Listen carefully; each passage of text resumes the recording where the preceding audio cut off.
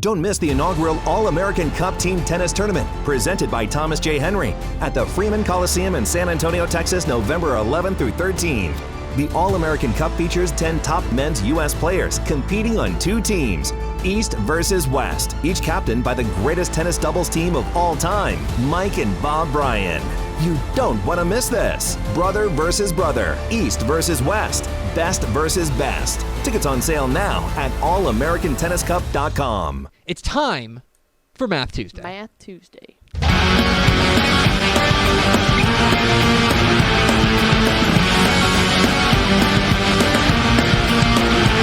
Math Tuesday.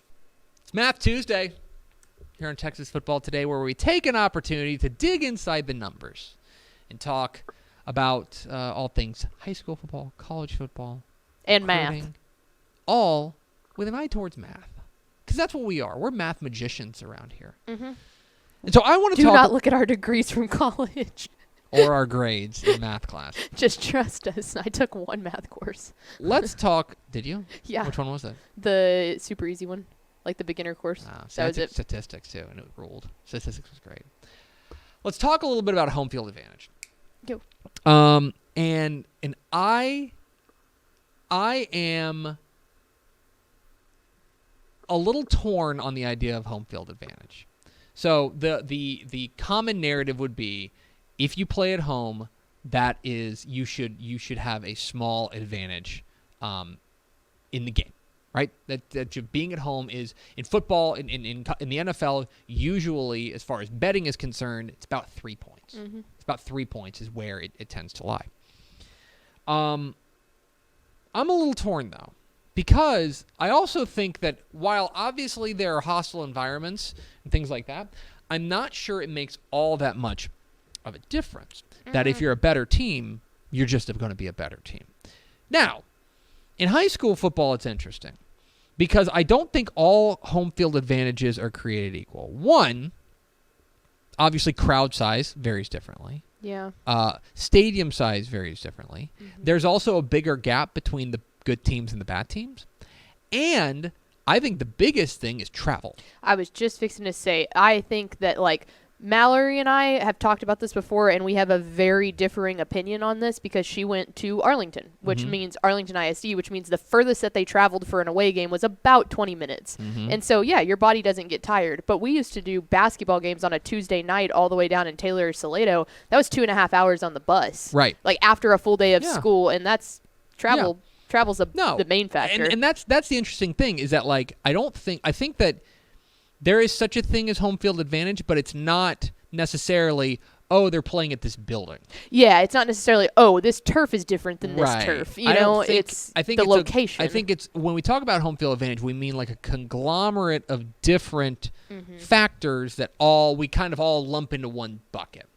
But I want to take a look at how home field advantage played out in the 2022 Texas high school football season. And so, if you're interested, there were all games here? There were 6,074 regular season UIL Texas high school football games. 6,074. It's a lot okay? of football. 6,074. Now, those are regular season games. These also, I believe, I also removed any games between non-varsity opponents. So sometimes, and especially at the mm-hmm. 6-man ranks, and sometimes at the small 11-man ranks, you will have varsity teams that just play a sub-varsity team. Mm-hmm. So I removed those. Or new schools that aren't technically varsity. Right. Also, I removed games with teams from out of state. So if teams are going across a state border, whether it's a team coming in or a team going out, I removed those as well. So you're left with 6,074 UIL regular season Texas football games. I also removed the playoffs for obvious reasons, mm-hmm. which are 90+% of those games are played at neutral sites. Mm-hmm. Some are played at home for reasons that we can discuss, but 90+% of them are neutral sites. Yeah, and I guess and so there are. I'm sorry to interrupt. No, there are home teams, but that is functionally like when North Shore played Westlake. Mm-hmm. Westlake might have been the home team, but functionally it was a neutral site game. Right. I was just gonna say the only time that that argument could come into play is like Grapevine and Colleyville when they play each other. They technically share a stadium, but realistically, one is home and one is away. So there are some, and so, but I do think that the sample size is big enough that all those will come out in the wash. Yes. So let's start with this. Let's start with overall the wins and losses, which is overall home teams won 53.1% of the games. Yeah. 3,226 to 2,848. So home teams did win. If you are interested, the average margin. So if you believe in home field advantage and you want to look at how much it's worth, the average margin, I didn't put this on a graphic. Okay. I was checking. was about 2.2 points.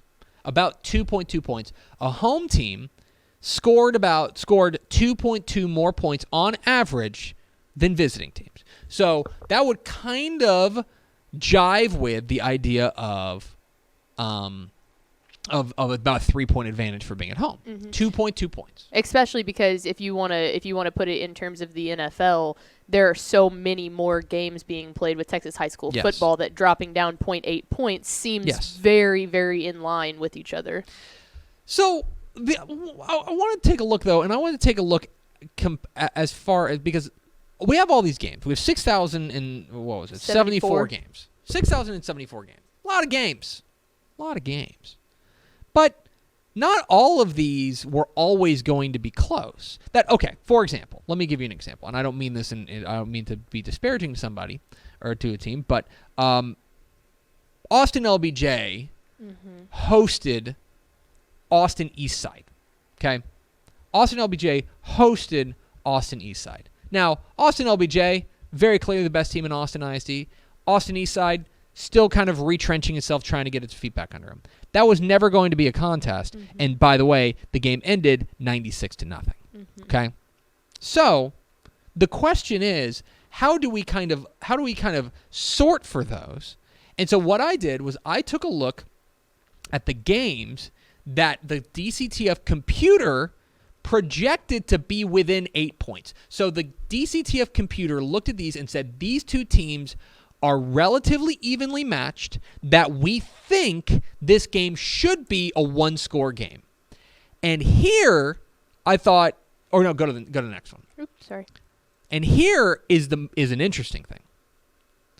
Visiting teams actually won the majority of those games, about 51.7% of the games. Of games projected to be within 8 points by the DCTF computer. So close games, evenly matched games, the visiting team decided or was the winner. Now, one thing to keep in mind. The DCTF computer does build in its own home field advantage. It does have a small home field advantage built in that if you are home, you are going to be favored by a few more points. So I do wonder if that comes into play, perhaps the home field advantage that we have built in on the DCTF computer for 2022 was a little bit too big, right? That would seem to indicate, because ideally you want it to be perfectly even. It was an odd number, but you know what I mean. You want it to be even. I do wonder if that speaks to the computer having a little bit of too much of a home field advantage built in. But then I want to look at, okay, so Galveston Ball beat Houston Northside 83-0. We can't really glean a whole lot from that. Galveston Ball is at home. That doesn't mean that I don't think that home field advantage had a ton to do with Galveston Ball beating Houston Northside. No, it's got to be this coin flip type of games. So I want to take a look at games that were actually decided, regardless of what the DCTF computer thought. Games that were decided by one score. So one-score games, 8 points or fewer. And once again, you see home teams did have an advantage here. They won 42 more games than the visiting teams. They had 51.6% of the regular season Texas high school football games decided by one score. That, to me, this is, in my opinion, the most... This is, in my opinion, the most clear, if you are an advocate that you think home field advantage is a big factor, Here's this your is the argument. thing you point to. Yeah. That you say, in close games, in games that are decided by one score, home teams won 51.6 of them. And by the way, the average margin here was less than 0.2 points between them, right? But those small margins, when you're talking about close games, they literally mean everything. Yeah. And so, does home field advantage matter in Texas high school football? I think it does, a little bit. A little bit. Now, I don't think that a bad team at home is going to play a good team, and suddenly that being at home is going to make the difference. But I do think that, especially when you're talking about teams that are relatively evenly matched, and teams games that we think are going to come down to the wire, I think there's a small advantage for home teams. Yeah, it would be interesting to take a look at I don't know if this is possible, but to take a look at all of the games that the computer said were a pick'em game and see which side of the threshold that fell on. I might be able to do that real quick. Oh, that would be interesting. But yeah, no, I think that travel goes a long way into that. I think that's the largest factor. But then, yeah, too, like you said, there's just no way to. All right. So there were 99 pick'em games. Okay. Okay. And let me see. Oh, geez. Oh, I've got to sort this thing real quick. You're listening to live coverage of me trying to do this. Trying to do the Math Tuesday real quick. I'm looking at a spreadsheet. Okay. So there were, 99 games? 92, I thought. Or no. So there were. There were 99 pick'em games. Okay. Across Texas high school football, according to Dave Campbell's technical computer. Or the home team won 51. 51 of the 99. So you're going to be which means that the road team won 47. So there you go. Yeah. In a pick'em game, which that sample size basically mirrors what we said by the 8 points or fewer. Yeah. 51-47 home team or 51-48, whatever it was. Yeah. So anyway, there's a look at home field advantage in Texas high school football. I think it matters. I don't want to go crazy about it.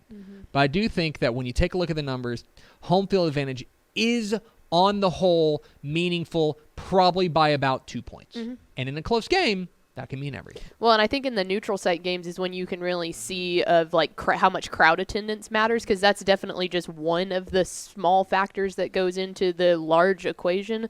But like you look at state games, when one side has a huge crowd, like you can feel that team play a little bit different. So there it is.